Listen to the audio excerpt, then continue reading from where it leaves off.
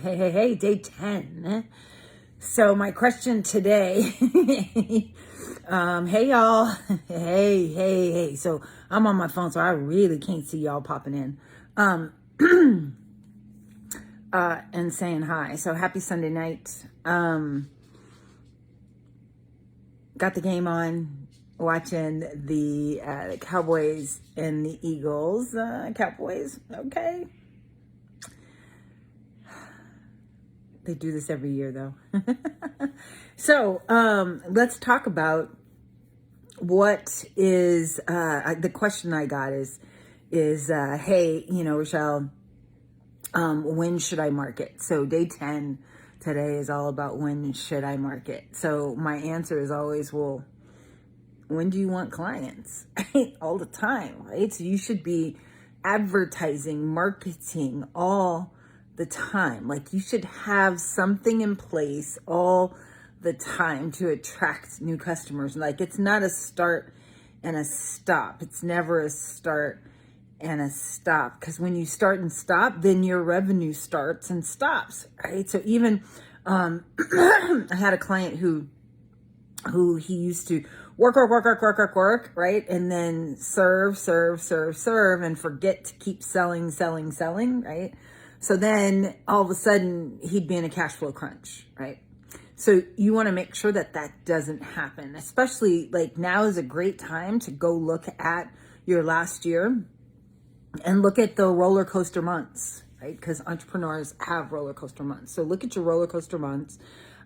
Decide like which ones, where can you fix it, right? So oftentimes, especially for, let's say for my OBGYN client, right? The summer was less busy because people were like, I ain't going to see him unless they were delivering a baby, right? But they definitely were not doing routine exams during the summer. So that we had to do promotions during the summer to get them to come in. But you don't want to plan those in July. You want to plan those in March. So look at your business right now. We're starting a marketing calendar, right? We're starting putting together, I call it an MD action plan, because marketing calendar, sometimes it just has some tasks that are out. I want to make sure that your content is there too.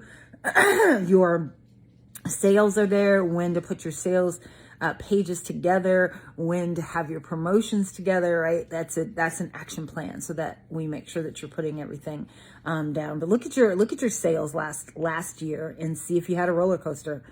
Hey y'all, yeah, we're not going to be on long today. I just been feeling kind of blah, but that's okay because the show must go on, right?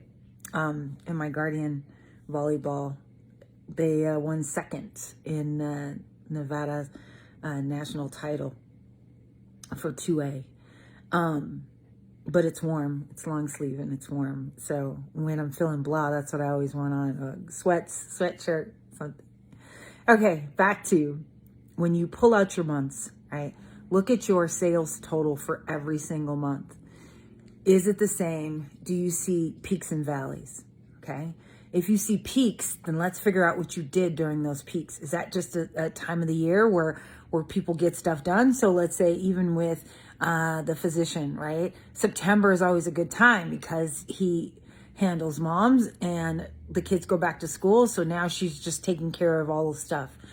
December is also pretty busy because, for my like dentist or optometrist client, because your benefits, use them or lose them, right? So December is always bananas crazy.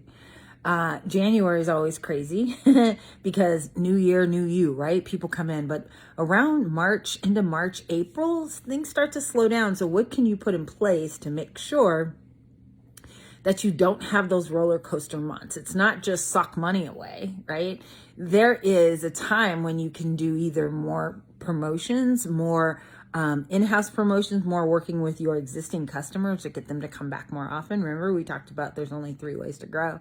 So that now everything is going and you have those steady Eddie months instead of the roller coaster, the oh my God months, the oh my gosh, how am I going to pay my bills months?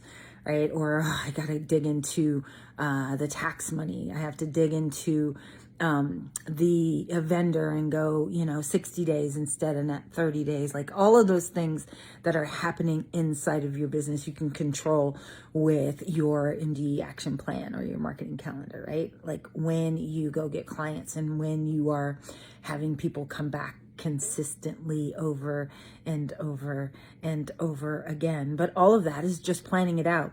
Right? So use this time to plan it out so that you're not overwhelmed, at least your first 100 days. If you need some help doing that, I am putting together a workshop that we do every Wednesday for the rest of the year. And I'll put the link in the chat so that you can see, or the link in the comments. Since I can't see y'all's chat and I can't see you guys there, but you definitely want to come so that we can plan that out for the rest of the year and make sure that you've got everything together. All right, so today's lesson is random implementation gets you random money, right? Consistent implementation gets you consistent revenue.